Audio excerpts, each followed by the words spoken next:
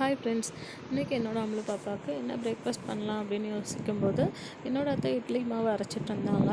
So அதுலேருந்து கொஞ்சம் உளுந்து மாவு எடுத்துகிட்டு அதில் கேழ்வரகு மாவு கொஞ்சம் ஆட் பண்ணிவிட்டேன்.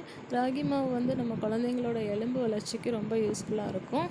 ஸோ அதை உளுந்து மாவையும் ராகி மாவையும் சேர்த்து அதில் கொஞ்சமாக தண்ணி ஊற்றி ஸோ அதில் உப்பு ஜீரகத்தூள் போட்டு கொஞ்சம் நல்லா கெட்டியாக மாவை வந்து பணியார பதத்துக்கு மாவை வந்து ரெடி பண்ணிவிட்டு பணியாரக்கல்லில் கொஞ்சமாக நெய் ஊற்றி அந்த மாவை வந்து பணியாரமாக ஊற்றி சுட்டு கொடுத்தேன் ஃப்ரெண்ட்ஸ். நம்ம வந்து உளுந்து சேர்க்குறதுனால கேழ்வரகு மாவு வந்து ரொம்ப ரஃப்பாக இருக்காது, நல்லா சாஃப்டாக ஸ்பாஞ்சியாகவே பணியாரம் வந்துச்சு. ஸோ என்னோடய குழந்தைக்கு வந்து இது பிடிச்சிருந்துச்சு. உங்களோட குழந்தைக்கு இந்த டேஸ்ட் பிடிச்சிருக்கா அப்படின்றத நீங்கள் ஒரு தடவை செஞ்சு கொடுத்து டெஸ்ட் பண்ணி பாருங்கள்.